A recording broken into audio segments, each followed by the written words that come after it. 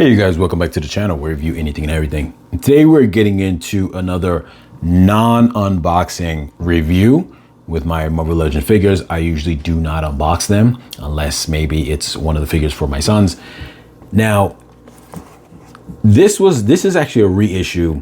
Most of the time when they do the reissues, they don't come with as many accessories as the original one came with. The original one came with, if I'm not mistaken, a Tony Stark face, you know, outside of the helmet, or at least the front of the helmet is like, it showed his helmet, but then with like, it was lifted up or something to that effect.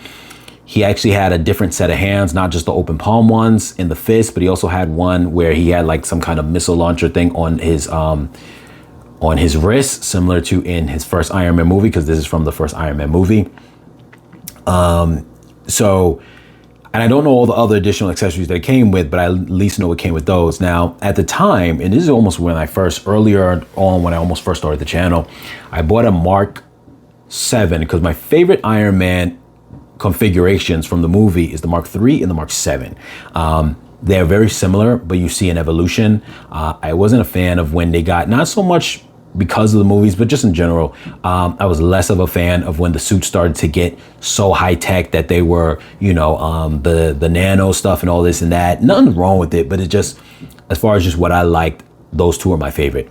So the Mark 3 was in Iron Man 1 and the Mark 7 was in in the Avengers movie.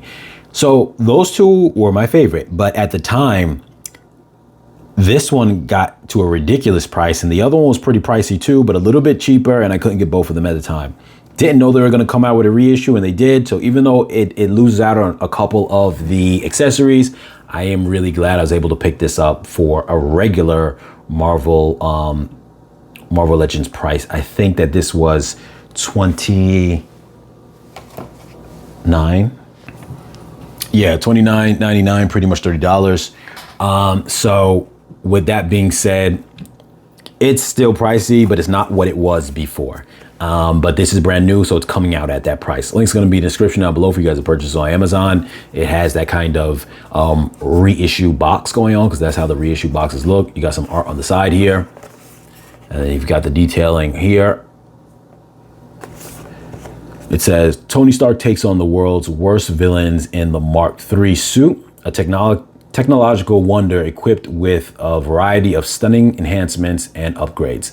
So the art on the back of this, to me, doesn't look like the Mark III per se, like the movie version. It looks like some kind of comic version, almost like a later version. So it doesn't really make me think of the Mark III in terms of the comics. I mean, in terms of the movie, but I guess if you interpret it in that, you know, like a more comic form of the Mark III, but you know, you're used to just seeing this live action as its interpretation. But I'm really a big fan of it, so I'm glad I was able to pick that up. If you guys are a fan of this version, definitely go pick it up, because who knows if they will make another one, because Iron Man has so many different versions that even if they do make reissues, you don't know if it's gonna be the one you want. This is one of my favorites. Not gonna make this really long, but as always, you guys, like, share, comment, subscribe, and I'll catch you guys in the next video.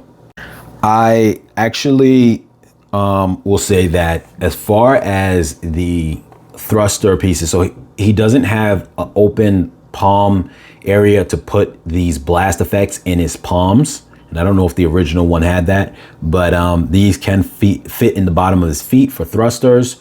But I do wish that they were like the slightly colored blue at the least. The clear, I don't really like the idea of that. I don't know if the original ones had color, because most of his effects that I've seen are like a light blue or maybe an orange.